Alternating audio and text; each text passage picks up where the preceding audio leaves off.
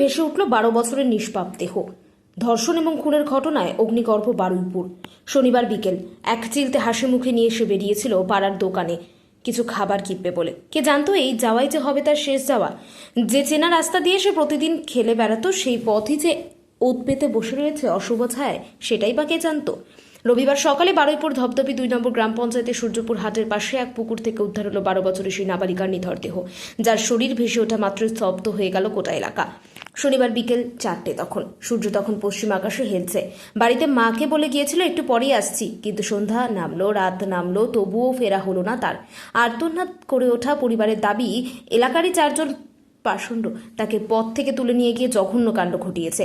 পরিবার ও এলাকাবাসীর অভিযোগ যে নাবালিকাকে প্রথমে নৃশংসভাবে ধর্ষণ করা হয়েছে, তারপর শ্বাসরোধ করে হত্যা করে পুকুরে ফেলে দেওয়া হয়। রবিবার সকাল হতেই সূর্যপুর হাট এলাকায় এক রণক্ষেত্র তৈরি হয়। দেহ পুনরুদ্ধারের পর তারপর ক্ষোভে ফেটে পড়ে উত্তেজিত জনতা। সন্তানের নিথর দেহের সামনে দাঁড়িয়ে মা বাবার আহাজারিতে আকাশ বাতাস ভারী হয়ে উঠেছে। তাদের একটাই প্রশ্ন, কি দোষ ছিল আমার মেয়ের? কেন কেড়ে নেওয়া হলো তার শৈশব? দোষীদের কঠোরতম শাস্তির দাবিতে দীর্ঘক্ষণ দেহ আগলে রেখে বিক্ষোভ দেখান স্থানীয়রা।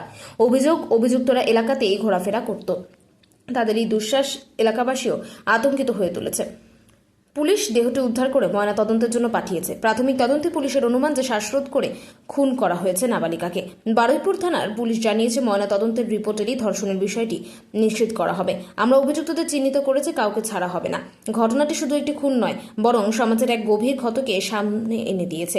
গ্রামের মানুষ বলছেন, দিনে দুপুরে যদি একটা মেয়ের নিরাপত্তা না থাকে তবে আমরা থাকবো কোথায়? এলাকায় পুলিশের টহল জোরদার করা হলো। মানুষের চোখে জল আর মনের আতঙ্ক কিছুতেই পিছু ছাড়ছে না। আজ সূর্যপুর হাটের আকাশে যেন এক অন্ধকার নেমে এসেছে।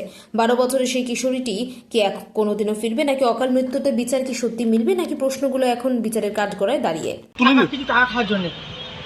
তুমি সমস্যাটা কি দেখেছিলে? সমস্যাটা হচ্ছে ওরা 50,000 টাকা চেয়েছে। কার কাছ থেকে? ওই মেয়েটা রেখে দিয়ে টাকা নেবে কিছু। মানে আটকে রেখে দিয়ে? হ্যাঁ মুক্তিপণ?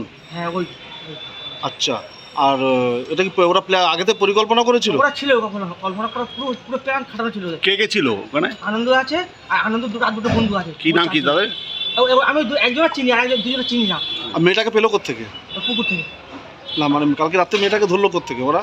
ওই ওই রাস্তা থেকে নিয়ে গেছে। মানে মেয়েটা একলা ছিল? একলা ছিল না। কোথায় ঘটনাটা কোথায় হয়েছে? ওই আমাদের ওখানে সূর্যপুরে। আর মারলো কি করে? ও টুটুরও পাথর দিয়েছে ওই আনন্দ। কজন ছিল অভিযুক্তরা? কজন ছিল? 4 জন ছিল। ও মেয়েটা ছেড়ে দেওয়ার কথা বলেনি? আমি বলি ছেড়ে দে, আমার ঠেলে মেরে ফেলে গেছে। আচ্ছা, তো তুমি ওদেরকে কি হেল্প করলে? আমি হেল্প করতে কি, আমার এখন কিছু বলার নেই তো। আমি ফেসে গেছি মধ্যিখান থেকে, দাঁড়া লাগতে আমার বাইরে তুলে নিয়ে এসছে। আর তোমার আনন্দ খুন করেছে? হ্যাঁ আনন্দ কি করেছে? ও টুটুরে পাথর দিয়েছে। দিয়ে দিয়ে দিয়ে পুকুরে ফেলে দিয়েছে। পুকুরে ফেলে দিয়েছে। আচ্ছা, তোমার কি নাম? অনেক প্রকাশ মন্ডল। প্রকাশ মন্ডল। তোমার বাড়ি কোথায়? টুটুপুরে। আর মেয়েটা বাড়ি কোথায়? মেয়েটা বাড়ি যায় না, ওখানেই বাড়ি। বাচ্চাটাকে খুন করা হয়েছে? ওরা তোমাকে কখন জানিয়েছিল ওরা যে বাচ্চাকে মেরে দেবে? ওই তো সব একসাথে ছিলাম তো, আমি তো রাস্তাবেলা পাইলিস তো নেশা মান করেছিলাম। ওরা নিয়েছিল মদ খেয়েছিল, নেশা করেছিলাম। ঠিক আছে।